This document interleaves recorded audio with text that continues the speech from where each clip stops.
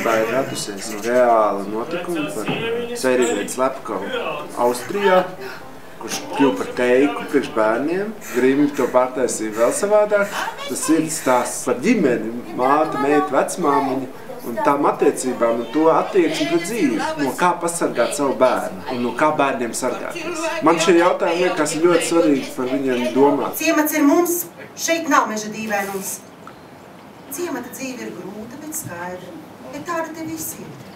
Ejot mežā, tagad ienatne gaida, un iepazīts mežs tik un tā baida. Visi bērni grib izmēģināt to, kas ir aizliegts. Un Valters Sīlis ir līdzis uzsver tieši šo faktu, kas arī būtībā ir pats galvenais šajā stāstā. Cilvēki mācās tikai un vienīgi no savām kļūdām labākajā gadījumā, un kaut ko aizliegt ir, tu vari sargāt to bērnu, bet aizliegt tu neko nevar. Lai kur arī man joņot prāts, es turos uz tacijas. Pie vecmāmas aizejot, saku labrīt, nevis metu acis, kur lapatīt.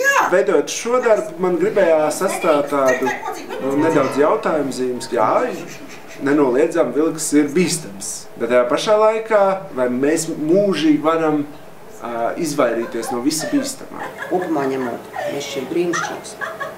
Bet pasaule nav ideāla. Visās vietās ir iespēja sastapties ar bīstamo. Tāpat arī mežā. Bet tas, ka mežā dzīvo vilks, tas nenozīmē, ka mežs ir slikts. Katrā ziņā vilks ir samērā godīgs. Atšķirībā no cilvēkiem. Dzīvo šeit, bet nenāk ciemos. Vai mums mājās nekārtība? Par ko tad īsti mēs runājam šeit, šajā izrādē?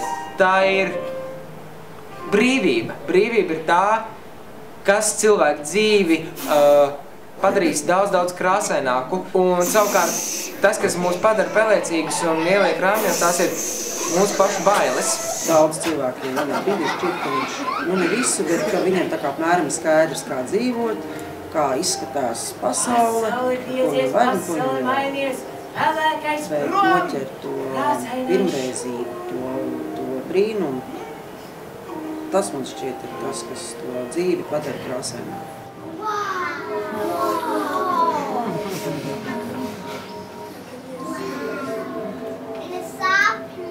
Ko es iesaku bērniem un vecākiem, noskatoties šo izrādi, pajautāt vienam otram, kāpēc es nedrīkst darīt to un to, teiksim, no bērnu viedokļa. Un vecākam būtu jāpaskaidro gan priekš sevis, gan priekš bērnu, kāpēc viņš to nedrīkst darīt. Es rakstīju tā, kā es to stāstu jūtu, līdz ar to tas arī, teiksim, tādas pārdomas arī varētu būt, lai ir interesanti arī vecākiem, kuri zālē kaut kādi jautājumi, pēc tam var parunāties par šo izrādi, par to, kas ir redzēts kaut par bērnu. Manai meitai viņa ir viena no mīļākajām pasakām, varbūt. Un man viņa bija bērnībā mīļākā pasaka. Es viņu taisīju, lai vecāki ar saviem bērniem kopā nāktu. Tas būtu kopīgs piedzīvojums. Sarkan galvīti un vecumā! Neuzskatīt vairs par maldīti!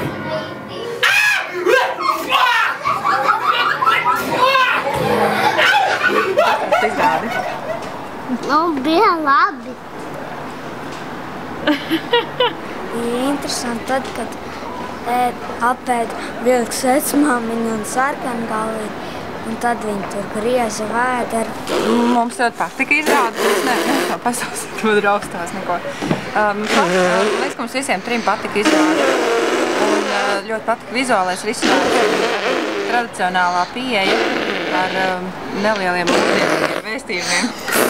Tur bija vēl interesanti, ka viss tur krāsains, melnbalns tā visu laiku mainījās. Vēl smieklīgi bija tas, ka vilks tur tāds resns, vecmāmiņas gultā guļ, saģērbies tā kā vecmāmiņa.